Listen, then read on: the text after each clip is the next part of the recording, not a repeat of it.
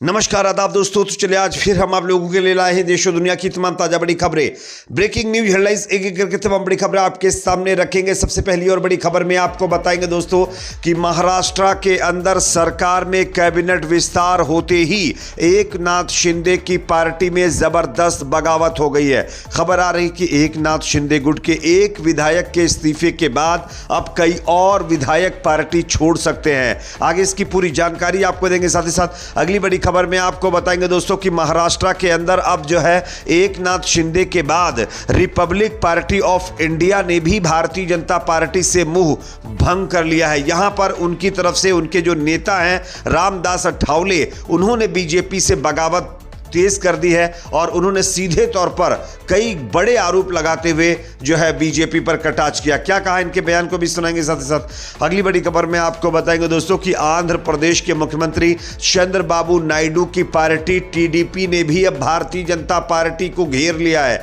एक मुद्दे को लेकर के दोनों पार्टियां आमने सामने हो गई है। कौन सा है मुद्दा, इसकी भी जानकारी देंगे। साथ ही साथ अगली बड़ी खबर में आपको बताएंगे दोस्तों कि मोदी सरकार का नोटबंदी वाला दांव हो गया फेल।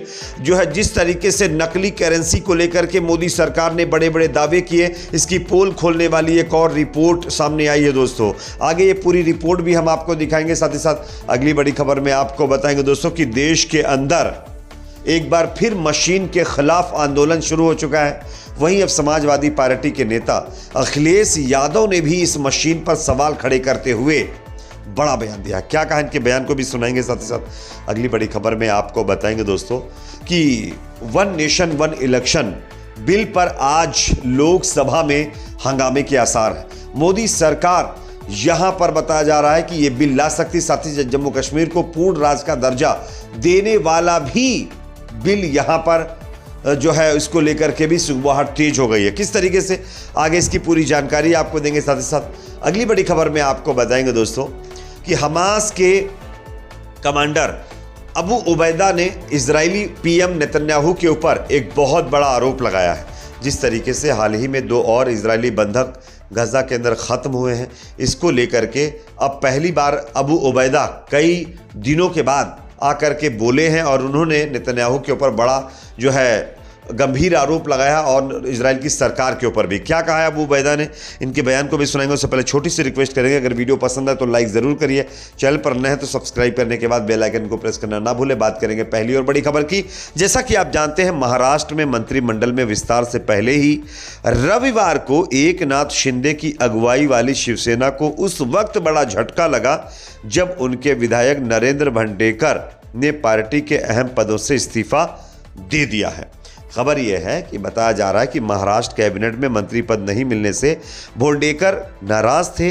भंडारा विधानसभा क्षेत्र से विधायक नरेंद्र भोंडेकर ने न सिर्फ पार्टी के विधानसभा उपनेता का पद छोड़ दिया है, बल्कि उन्होंने शिवसेना विदर्भ के सह संयोजक पद से भी इस्तीफा दे दिया है। चुनाव से पहले भोंडेकर ने निर्दलीय चुनाव लड़ने की इच्छा जताई थी। इसके बाद उन्हें शिवसेना का उपनेता नियुक्त किया गया था।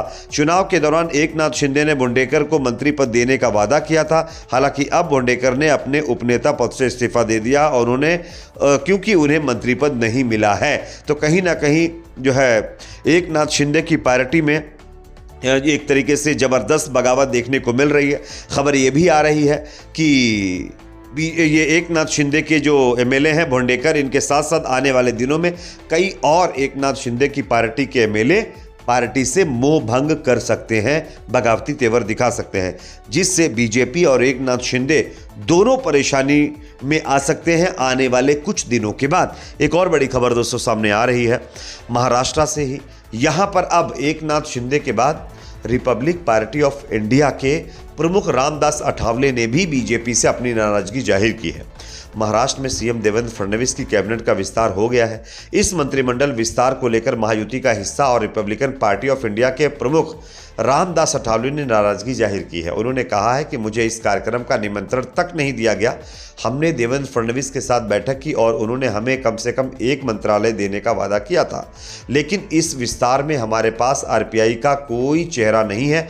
हम इस कैबिनेट विस्तार में कम से कम एक मंत्रालय की मांग करते हैं। यानी कि रामदास अठावले ने बीजेपी के ऊपर हमला करते हुए सीधे तौर पर बीजेपी से वादा खिलाफी का आरोप लगाया। उन्होंने साफ कहा कि हमको एक मंत्री पद चाहिए, वरना एकनाथ शिंदे की तरह ये भी कहीं ना कहीं बीजेपी से मोहभंग कर सकते हैं। एक और बड़ी खबर दोस्तों सामने आ रही है। ये खबर आंध्र प्रदेश के मुख्यमंत्री चंद्रबाबू नायडू को लेकर के है। खबर ये सामने आ रही है, टीडीपी ने जनसंख्या के आधार पर किए जा रहे अगले परिसीमन का विरोध कर दिया है। संसद में संविधान पर चर्चा के दौरान टीडीपी ने केंद्र सरकार के इस फैसले पर सवाल उठा दिए हैं। आंध्र प्रदेश के मुख्यमंत्री चंद्रबाबू नायडू की पार्टी टीडीपी ने जनसंख्या के आधार पर किए जा रहे परिसीमन का सीधे तौर पर विरोध करके बीजेपी को सकते में डाल दिया है। संसद में संविधान पर चर्चा के दौरान ये सब कुछ हुआ है। टीडीपी सांसद लवु श्रीकृष्ण देवरायलू ने संविधान पर बहस के दौरान इस कदम पर चिंता जताई। उन्होंने कहा कि केंद्र सरकार के इस कदम से दक्षिण के राज्यों को बड़ा नुकसान उठाना पड़ेगा। इस बार के लोकसभा चुनाव में भाजपा 240 सीटों पर ही अटक गई थी और उससे बहुमत का आंकड़ा पाने के लिए नीतीश की अगुवाई वाले जेडीयू और चंद्रबाबू नायडू की पार्टी टीडीपी के समर्थन की दरकार है।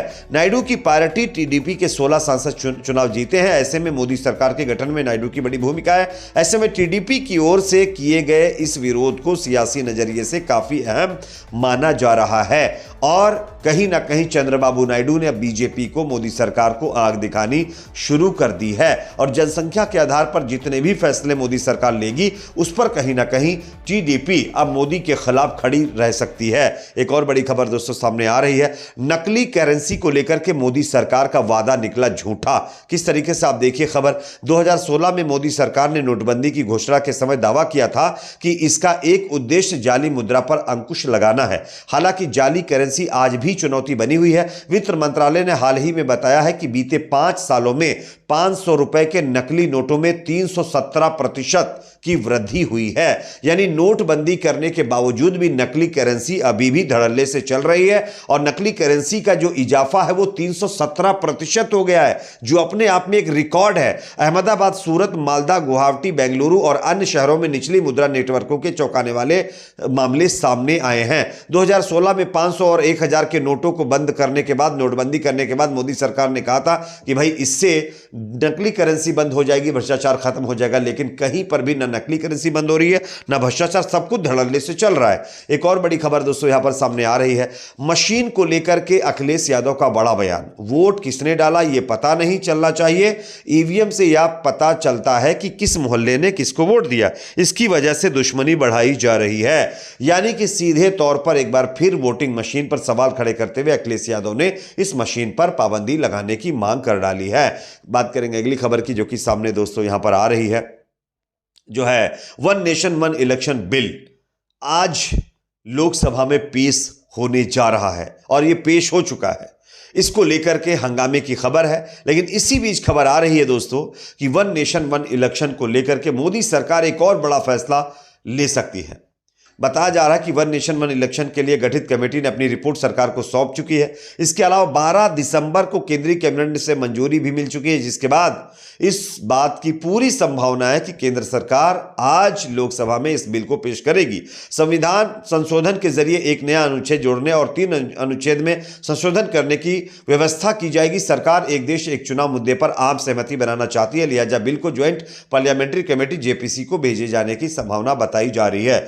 इसी के साथ साथ कई और बिल सरकार लाना चाहती है जिस पर हंगामा हो सकता है। अब देखना यह होगा कि कौन कौन से वो बिल होंगे। एक और बड़ी खबर दोस्तों आ रही, अबू उबैदा का इजराइल पर बहुत बड़ा हमला। इजरायली सरकार को कायर बताते हुए अबू उबैदा ने कहा है कि वो अपने बंधकों को गजा में मरने के लिए छोड़ चुकी है और किसी भी तरीके से इजराइल की सरकार, वहां का प्रधानमंत्री अपने बंधकों को बचाना नहीं चाहता, जिससे कहीं ना कहीं इजराइल के नागरिकों को यह समझना चाहिए कि नेतन्याहू सरकार उनके लिए कितनी फायदेमंद है। तो अबू उबैदा ने पहली बार कहीं ना कहीं प्रधानमंत्री नेतन्याहू और उनकी सरकार के ऊपर हमला बोलते हुए इजरायली लोगों को संबोधित किया है और सरकार के खिलाफ कदम उठाने की मांग की है। इस पर आप क्या सोचते हैं कमेंट सेक्शन में बताइए। वीडियो को लाइक शेयर, चैनल पर नए हैं तो सब्सक्राइब जरूर करें।